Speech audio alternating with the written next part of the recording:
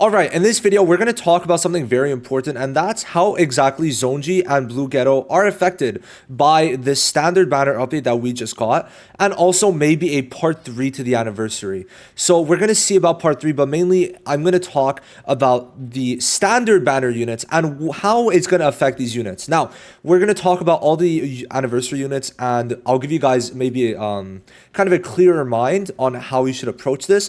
Real quick, I'm going to be streaming summons for Honored One Gojo when he comes out and also showcasing him. Now, I will be giving away 2 accounts live. Now, if we get to 100 likes before the stream starts, link down below.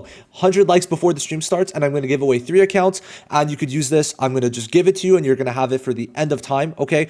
Honored One Gojo, Shoko is going to be there, Zonji is going to be there, and also in the future, we're probably getting Toji, Choso. So if you want to have fun, play on the side, free to play until Global catches up, then hey, 100 likes and maybe an account could be yours given away during the stream. Because I know many people, or at least some people, did wait to spend at least some of their cubes to see what anniversary is going to be. Because I did get comments about that. After I started mentioning it a lot, I did get comments about that. And I do think if you did that, it was a very smart play, especially for Zonji, because I think people who maybe started recently are going to be maybe a bit annoyed if they pulled Zonji now. So let's get into it. We're going to go in release schedule. So we're going to start with Zonji and work our way up. Now, I'm going to say right away, Domain Gojo is still going to be number 1 in the game. Okay, just going to make that very clear. He's still going to be number 1, but it doesn't really matter right now. So let's get into it. We're going to start with Zonji. So let's pull up the standard banner. This is what's going to be added. Okay, this is what's going to be added. So we're going to have 9 new SSRs. Tinjo, Ghetto, Toji, Miwa, Saki, Yaga, Gakuganji, Nanami, and Maki. Now, the thing is with that is I think that stops a bit earlier than people were expecting. I think it's in September. Sorry, no.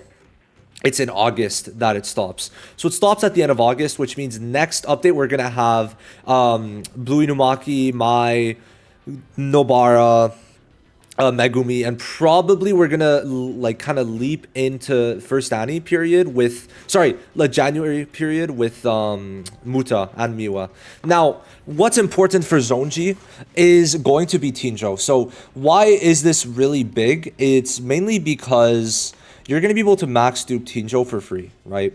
Now you could be like, oh, but I don't have like the dupes and all that. Like I won't be able to do it. But at the same time, if you have been playing enough and you've done enough summons, by the time Tinjo is coming to global, especially, like you're going to be able to make the decision to like get him like at least to 2 dupes, And personally, I will be getting Tinjo to dupe too. I do think it's going to be quite worth it if I'm being completely honest.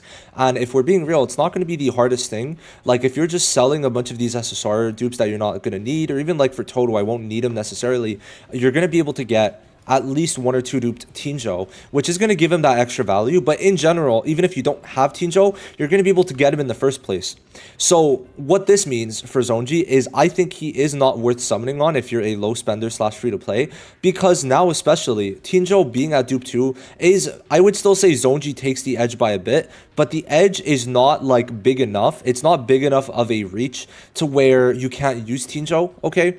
I mean, for example, I was able to clear up to floor 65 so far without using Zonji.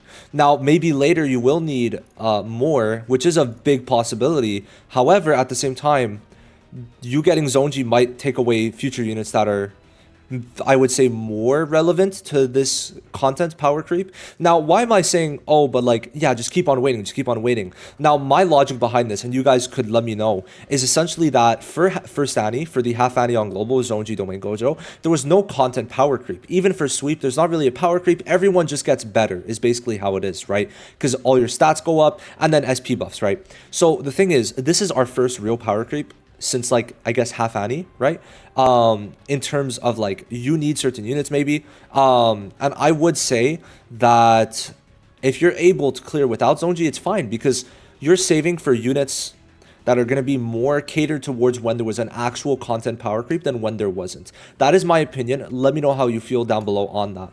Now, I do think Tinjo is going to be enough, and then more to that is Yaga is going to be out. So if it's a Zonji, right? If you're getting Zonji because you need them for certain content, well, now you're going to have a Tinjo and Yaga combo. Of course, you have to pull them, but they are giving another 100 free pulls for this anniversary. And the thing is, right, from tower to half Annie on global, it's going to be like 2 to 3 weeks. So the wait, I do not think is long enough to warrant you like summoning specifically to be able to clear that content 3 weeks earlier. That is my personal opinion. You could be of different opinion, but I would recommend that. So we're done with Zonji. I don't think he's worth summoning anymore because you could get Tinjo, dupe 2, 3, 4, 5, 6, right? And then also get Yaga, which is going to let you clear floor 61, especially with Junpei, and floor 65. But you might need Yellow Shoko for that. Is something to consider for sure. For sure. So we're done with Zonji. Now let's get into Domain Gojo very quickly. I mean, Domain Gojo is still number one. He's a support. He's a very good support. So unless Shoko is doing some crazy shit that I'm not aware of, I think Domain Gojo is still going to be number one. Now, if we're looking at it specifically within the mono typings, I think Shoko could maybe take his reign, but that's like a very big maybe. The problem is we're comparing a universal unit to a mono unit specifically. Now, the thing with Shoko is that she seems to be giving like a 7,000 HP heal every single turn, especially when she has all her stats leveled up. Her ult is going to be a 70k HP heal and all that jazz. So it's going to be very good. So we're going to have to like look very intuitively into that, but I think Domain Gojo will still have his number one spot because his ult is just too good, right? And he's still doing sub DPS damage, which Shoko does not have. So I do think that Domain Gojo is going to take the cake and still be number one. And it's very hard for a DPS to be number one in this game when you have the literal god of doing everything in the game, right? He works on every single team comp, okay? Besides, obviously, with Teen, Hollow, Purple, Gojo, Green, right? But, you know, we're going to have to find a name for him. What do you guys think is going to be the name for this one? Like, Honored One Gojo? I think we might just call him on Honored One Gojo. Very possible. Now, next up is Yuta. His placement doesn't really change. If anything, he might be strengthened. I'm not really going to get into this too much, but it might be a Part 3 Ghetto still. And if Ghetto comes out Part 3, the overall consensus is that he will be red. And Yuta's value will shoot up. So for right now, I will say Yuta is still someone you can summon on, but only if you have like a shit ton of cubes, because at the same time, like I don't think you'll need Yuta in the future, especially depending on Ghetto. However, Ghetto is he should be announced before Yuta leaves. So we'll be able to make our judgments later on if you're still unsure about Yuta. Now, Blue Ghetto, I think it's a wrap. Now, the main reason is more for free-to-plays. So I don't know where he is. There he is. So why I'm saying this is because we're able to get Gaku Ganji for free. The main reason why people use Ghetto is for two reasons. Either it's on Blue with Sukuna, which in that case, obviously, Ghetto is the best, or they don't have Gaku Ganji. Now, the thing with Gaku Ganji is, first of all, he is universal. He works with Taijutsu and Jujutsu units. Second of all, he's doing the same thing as Ghetto. He is literally doing the same thing as Ghetto, if not, you could argue slightly better in a way. Because, what, doesn't he get like 40%? Yeah, he's giving out 37.6 times 4 is, 37.6 times 4. Hold on.